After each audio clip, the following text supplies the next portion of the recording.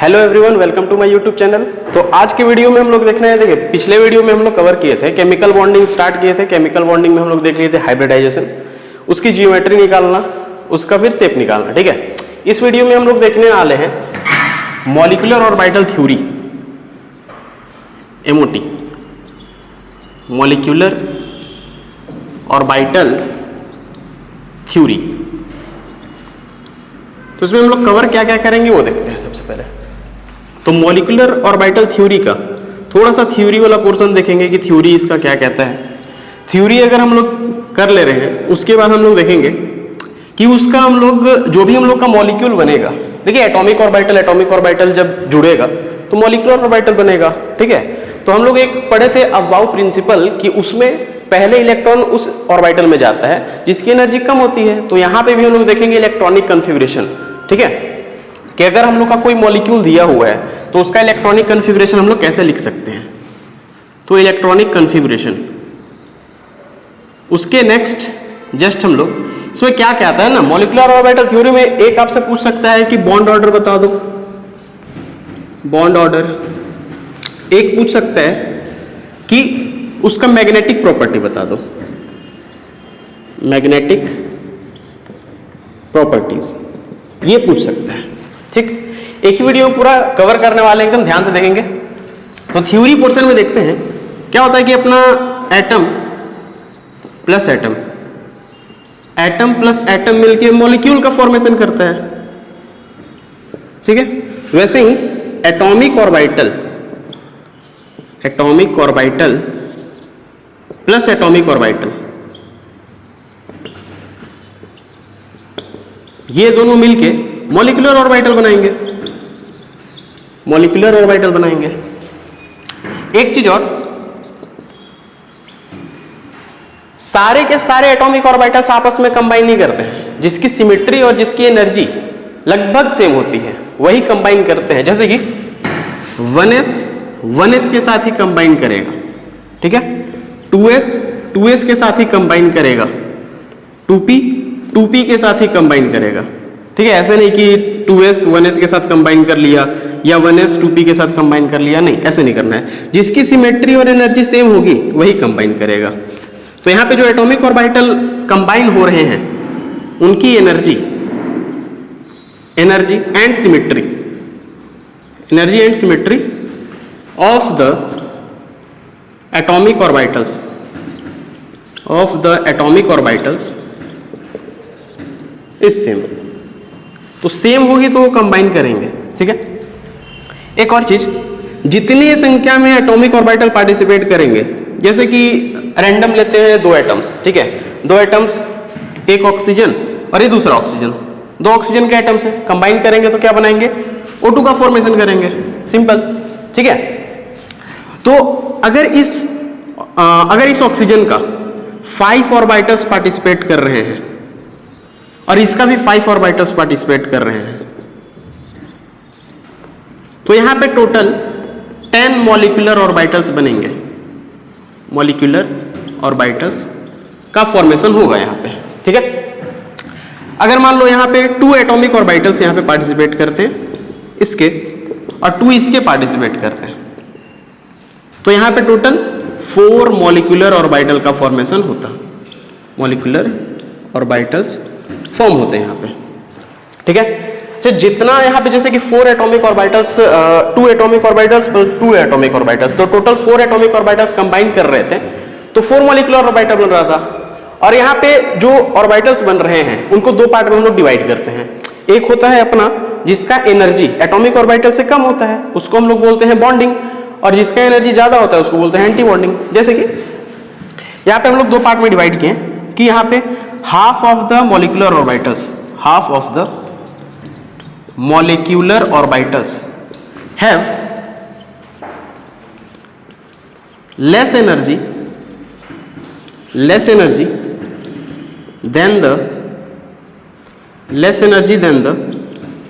atomic orbitals, जैसे कि मान लेते हैं ना, यहाँ पे ये 1s हो गया एक एटम का, ये दूसरे एटम का 1s हो गया, ये दोनों कंबाइन किए तो दो एटॉमिक ऑर्बिटल पार्टिसिपेट कर रहे हैं तो दो मॉलिक्यूलर ऑर्बिटल बनेगा, सिंपल है, ठीक है। तो यहां पे क्या होगा, एक ऑर्बिटल एटॉमिक ऑर्बिटल की एनर्जी से नीचे बनेगा और एक orbital molecular orbital atomic orbital की एनर्जी से ज्यादा वाला बनेगा, ठीक है। तो जिसकी एनर्जी कम होती है उसको हम लोग बोलते हैं बॉन्डिंग मॉलिक्यूलर ऑर्बिटल, ये हो जाएगा बॉन्डिंग मॉलिक्यूलर ऑर्बिटल। और जिसकी एनर्जी ज्यादा होगी उसको हम लोग बोलते हैं एंटी बॉन्डिंग मॉलिक्यूलर ऑर्बिटल्स, ठीक है।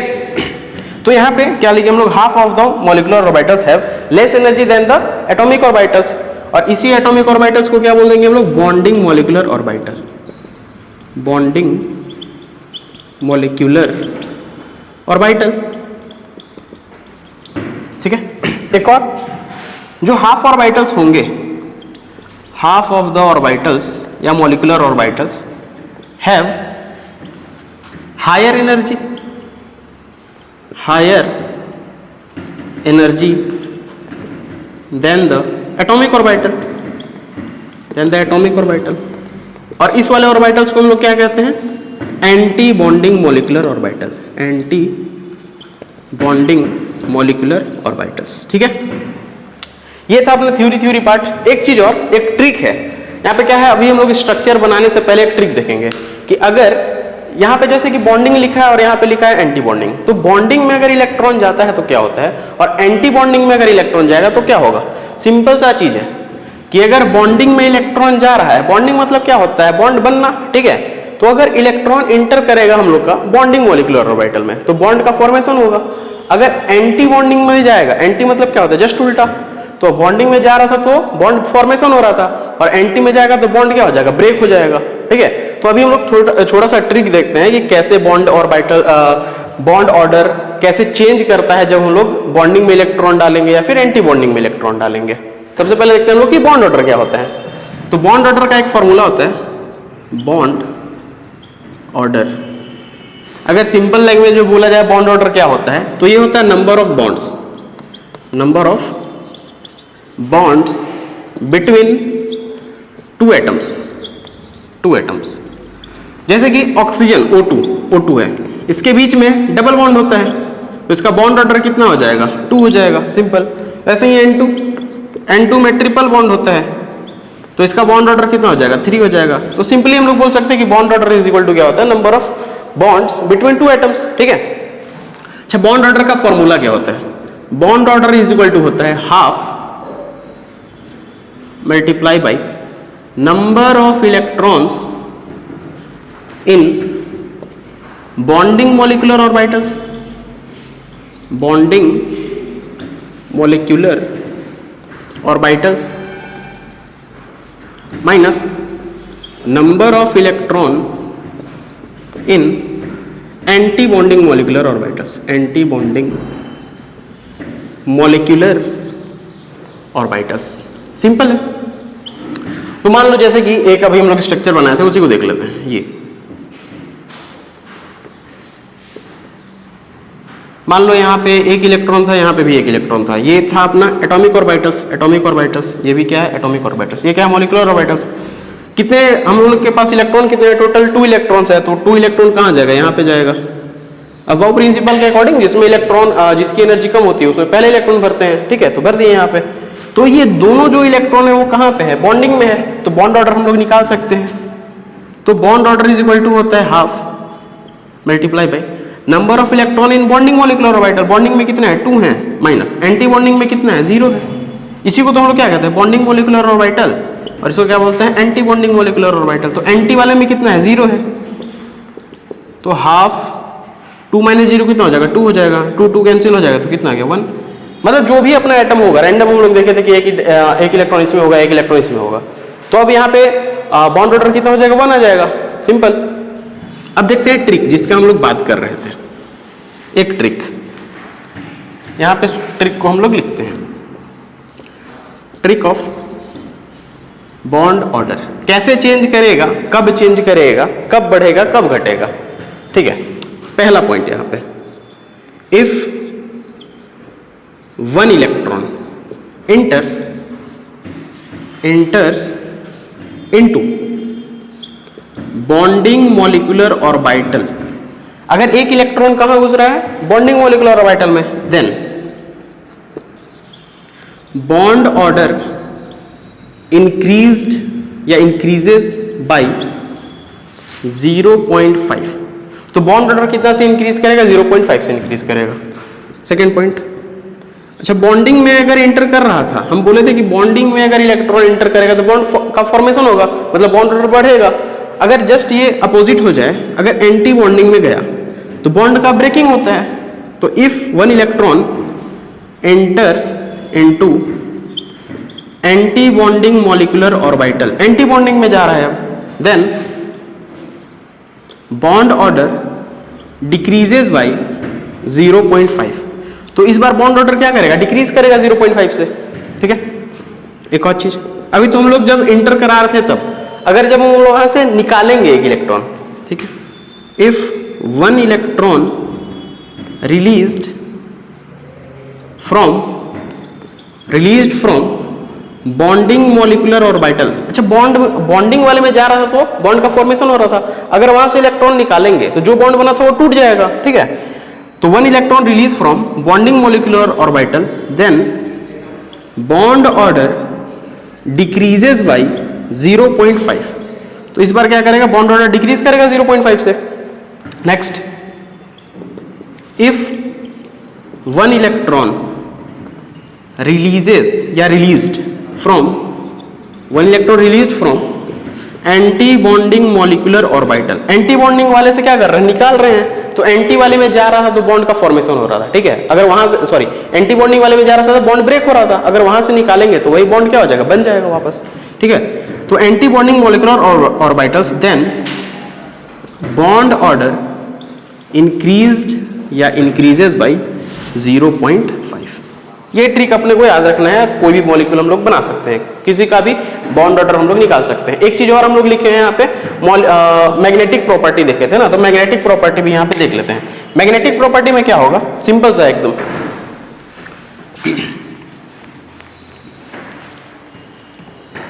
देखिए मैग्नेटिक प्रॉपर्टी में क्या करना है, magnetic property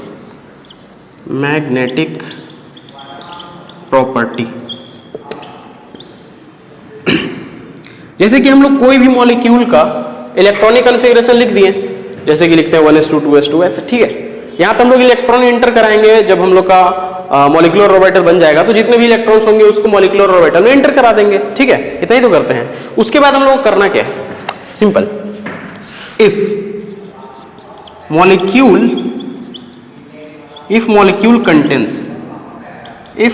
contains unpaired electron या इलेक्ट्रॉन्स, एक भी हो सकते हैं, ज्यादा भी हो सकते हैं, अगर अनपेयर्ड इलेक्ट्रॉन उसके पास हुआ, चाहे एक हो चाहे कितने भी हो, तो सिंपल वो क्या हो जाएगा, पैरामैग्नेटिक। जो भी मॉलिक्यूल हम लोग का दिया होगा वो क्या हो जाएगा, पैरामैग्नेटिक। क्लियर है, और जस्ट उल्टा इसका कर देना, if molecule does not contains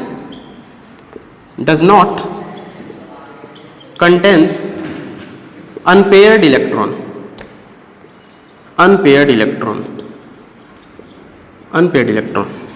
then molecule अपना हो जाएगा डायामैग्नेटिक। सिंपल एकदम, जैसे कि मान लो एक हम लोग एटॉमिक ऑर्बिटल लिए हैं ऐसे, या फिर मॉलिक्यूलर ऑर्बिटल लिए, एटम एटम के मिलने से मॉलिक्यूलर ऑर्बिटल बन गया। तो अगर इसमें सिर्फ एक इलेक्ट्रॉन होगा तो ये क्या है, अनपेयर्ड है ना, तो ये क्या हो जाएगा, पैरामैग्नेटिक। अगर यहाँ पे पेयर्ड हो जाता ये, तो ये हो जाता अपना डायामैग्नेटिक। सिंपल है, क्लियर है। अब हम लोग देखेंगे दो एग्जाम्पल। देख क्या है कि दो एग्जाम्पल हम लोग लेंगे, वहीं से मैक्सिमम क्वेश्चन आता है। एक हम लोग लेंगे N2 का, एक लेंगे हम लोग O2 का। O2 का वहां पे माइनस प्लस करके देख लेंगे। माइनस कब होता है, एज इट इज सबको पता है कि किसी भी अगर मॉलिक्यूल पे नेगेटिव चार्ज आ रहा है या किसी भी एटम पे नेगेटिव चार्ज आ रहा है, तो सिंपल बात है कि वो एक इलेक्ट्रॉन इंटर कर रहा होगा उस मॉलिक्यूल में या फिर एटम में। अगर किसी के ऊपर पॉजिटिव चार्ज आ रहा है तो वहां से एक इलेक्ट्रॉन रिलीज हो रहा होगा। तो हम लोग क्या करेंगे ना, यहाँ पे हम लोग टोटल मॉलिक्यूल्स को दो पार्ट में डिवाइड करेंगे।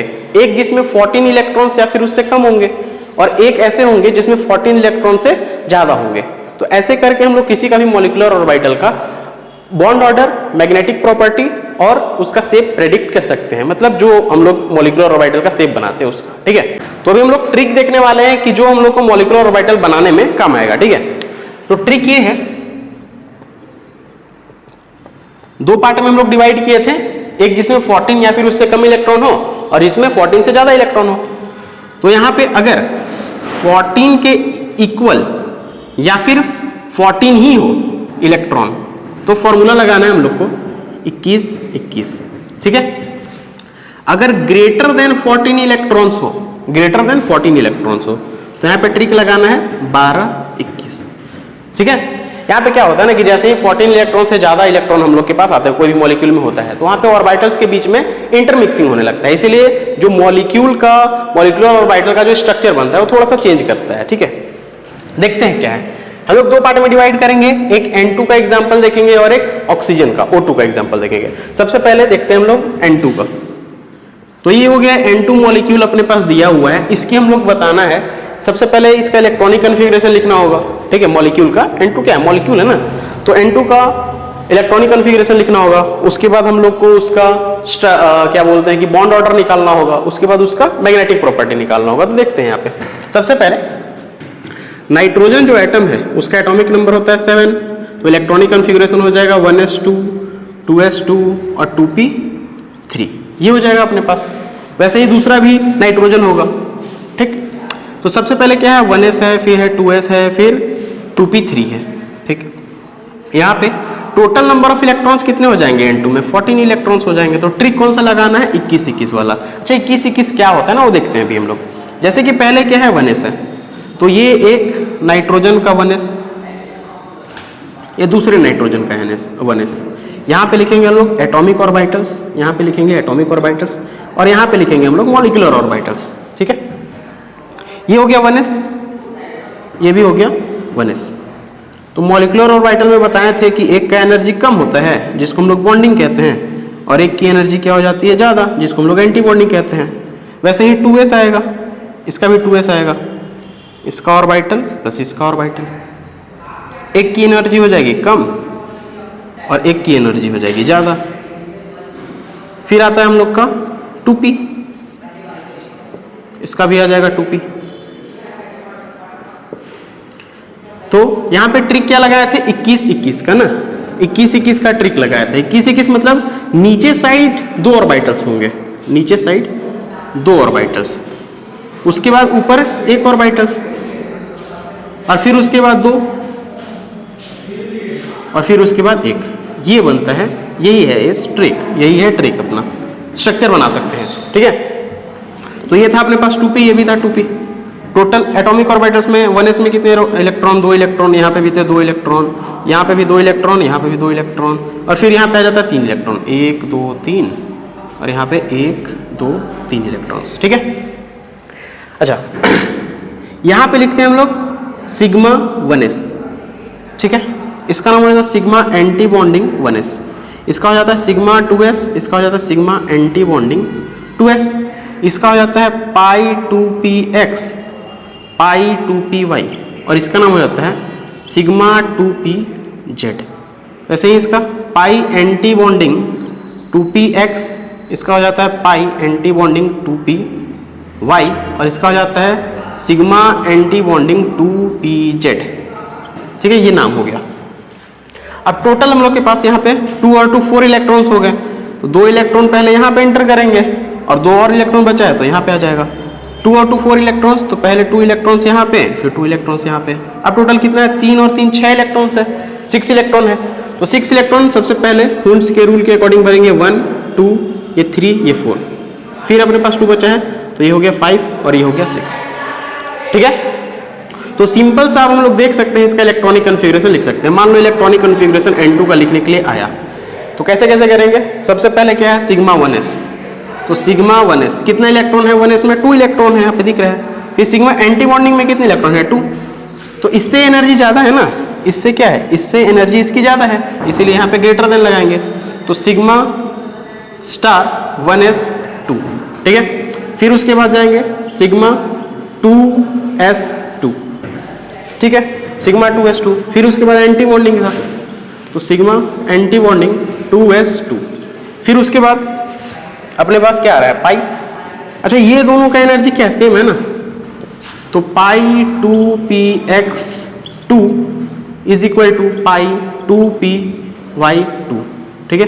उससे ज्यादा एनर्जी किसका है, तो सिग्मा 2pz का, तो सिग्मा 2pz कितने इलेक्ट्रॉन्स है उसमें 2, तो ये हो गया उसका इलेक्ट्रॉनिक कन्फिगरेशन, ठीक है। निकालना क्या था अपने को, बॉन्ड ऑर्डर निकालना था, बॉन्ड ऑर्डर। तो बॉन्ड ऑर्डर का फॉर्मूला क्या होता है, half multiply by bonding electrons minus anti bonding electrons, ये है। तो half multiply by bonding electrons कितने हैं, ये 2 इलेक्ट्रॉन्स, ये 2 इलेक्ट्रॉन्स और ये 6 इलेक्ट्रॉन्स, सब बॉन्डिंग है क्योंकि एनर्जी इसकी एटॉमिक ऑर्बिटल से क्या है, कम है।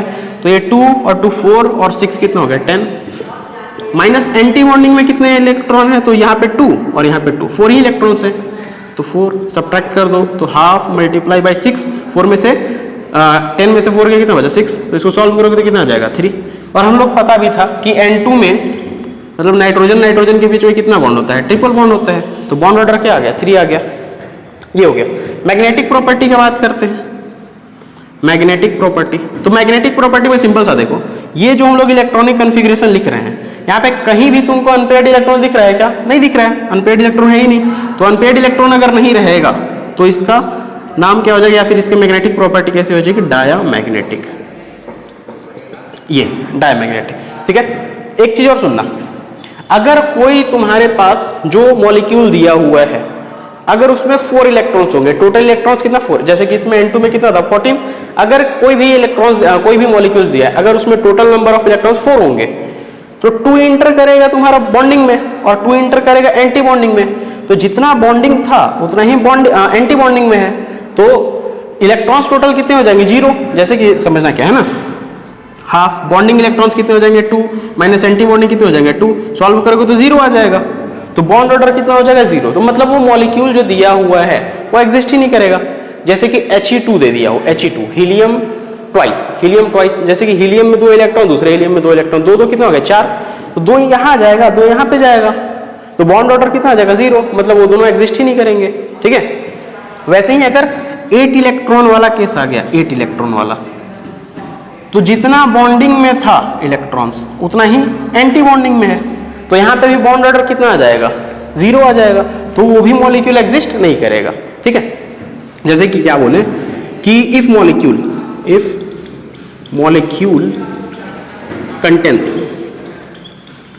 कंटेंस 4 इलेक्ट्रॉन्स अगर वो कंटेन कर रहा है, so it does not exist, तो वो एग्जिस्ट ही नहीं करेगा, ठीक है।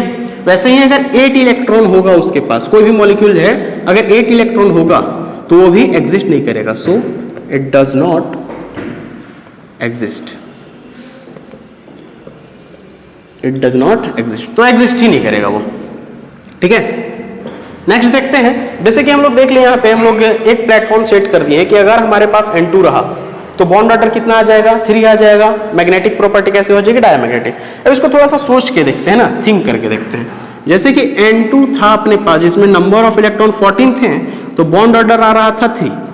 अगर इसको थोड़ा सा चेंज करते हैं, मान लो यहाँ पे हम लोग N2 पॉजिटिव लिख दिए, N2 पॉजिटिव, ठीक है। तो N2 पॉजिटिव मतलब कहीं से एक इलेक्ट्रॉन निकला होगा, मान लो यहाँ से निकाल लो या फिर यहाँ से निकाल लो, मान लेते हैं कि यहाँ से निकाल लिए, बात बराबर है, सिमेट्रिकल है दोनों। तो अगर यहाँ से इलेक्ट्रॉन निकाल लिए तो अब अपने पास कितना इलेक्ट्रॉन हो गया 13, मतलब एक इलेक्ट्रॉन हम लोग कहाँ से निकाल रहे हैं, बॉन्डिंग से निकाल रहे हैं। और हम लोग को पता है कि जब हम लोग बॉन्डिंग से एक इलेक्ट्रॉन निकालते हैं तो बॉन्ड ऑर्डर डिक्रीज करता है, कितना से डिक्रीज करता है 0.5 से। तो अगर हम लोग का N2 का बॉन्ड ऑर्डर 3 था तो N2 पॉजिटिव का बॉन्ड ऑर्डर कितना हो जाएगा 0.5, ठीक है। अच्छा, ये था डायामैग्नेटिक। अब जैसे ही एक इलेक्ट्रॉन निकला तो एक अनपेयर्ड इलेक्ट्रॉन बचा अपने पास, और एक अनपेयर्ड इलेक्ट्रॉन बचा तो ये क्या हो जाएगा पैरामैग्नेटिक, ठीक है। अगर मान लो N2 पॉजिटिव के बाद N2 2 पॉजिटिव आ गया, एक और इलेक्ट्रॉन निकालना है, तो एक और इलेक्ट्रॉन कहाँ से निकलेगा, यहाँ से निकलेगा, यहाँ से निकल गया। तो हम लोग देखे थे कि अगर बॉन्डिंग से एक इलेक्ट्रॉन निकलता है तो बॉन्ड ऑर्डर 0.5 से डिक्रीज करता है, तो 2 इलेक्ट्रॉन अगर निकलेगा तो कितना से डिक्रीज कर जाएगा 1 से। मतलब अगर इसका बॉन्ड मतलब इसका अगर बॉन्ड ऑर्डर था 3 तो इसका कितना हो जाएगा 2 हो जाएगा। अब यहाँ पे फिर से देखते हैं, यहाँ पे अनपेयर्ड इलेक्ट्रॉन है क्या? नहीं है। अगर अनपेयर्ड इलेक्ट्रॉन नहीं है तो ये भी क्या हो जाएगा? डायमैग्नेटिक। ठीक है। एक और चीज, मान लो N2 की जगह पे N2 निगेटिव दे दिया, N2 निगेटिव, तो ये था अपना N2 का मॉलिक्यूलर ऑर्बिटल। अगर N2 निगेटिव हो गया मतलब एक इलेक्ट्रॉन और आएगा, तो एक इलेक्ट्रॉन मान लेते हैं यहाँ पे आएगा कहीं पे भी, तो मॉलिक्यूलर ऑर्बिटल में कहाँ पे जाएगा? एंटी बॉन्डिंग वाले में जाएगा। और एंटी बॉन्डिंग वाले में अगर एक इलेक्ट्रॉन एंटर करता है तो बॉन्ड ऑर्डर कितना से डिक्रीज करता है? 0.5 से डिक्रीज करता है। तो एंटी बॉन्डिंग वाले में गया तो इसका अगर 3 था तो इसका कितना हो जाएगा? 2.5 हो जाएगा। ठीक है। और क्योंकि यहाँ पे अनपेयर्ड इलेक्ट्रॉन है, तो अनपेयर्ड इलेक्ट्रॉन है तो ये क्या हो जाएगा? पैरामैग्नेटिक। ठीक है। अगर मान लो एक और दिया हो अपने पास N2 2 निगेटिव, N2 2 निगेटिव, मतलब एक और इलेक्ट्रॉन एंटर करना है, कहाँ पे करेगा? एंटी बॉन्डिंग वाले में। और एंटी बॉन्डिंग वाले में एक इलेक्ट्रॉन एंटर करता है तो 0.5 से डिक्रीज करता है, तो अगर 2 इलेक्ट्रॉन आएगा तो 1 से डिक्रीज कर जाएगा, तो 1 से डिक्रीज करेगा तो इसका बॉन्ड ऑर्डर हो जाएगा 2। और क्योंकि यहाँ पे दो अनपेयर्ड इलेक्ट्रॉन है, तो अनपेयर्ड इलेक्ट्रॉन होंगे तो वो क्या हो जाएगा? पैरामैग्नेटिक। तो ये था अपना N2 का केस। मान लो यहाँ पे जैसे कि Cn दे दिया, Cn, ठीक है। तो Cn में टोटल इलेक्ट्रॉन्स कितना होगा ना? नाइट्रोजन में है 7 इलेक्ट्रॉन्स और कार्बन में कितना है? 6 इलेक्ट्रॉन। टोटल कितना हो गया? 13 इलेक्ट्रॉन्स। तो उसका भी मॉलिक्यूलर ऑर्बिटल ऐसे ही बनेगा, स्ट्रक्चर ऐसे ही बनेगा। ठीक है। 13 इलेक्ट्रॉन से सेम केस कैसा हो जाएगा? 13 इलेक्ट्रॉन्स मतलब ये तो 14 का रेफरेंस था। 14 में बॉन्डिंग ऑर्बिटल्स में, मतलब ये जो ऊपर वाला है 2p का, उसमें टोटल इलेक्ट्रॉन्स कितने थे? 6।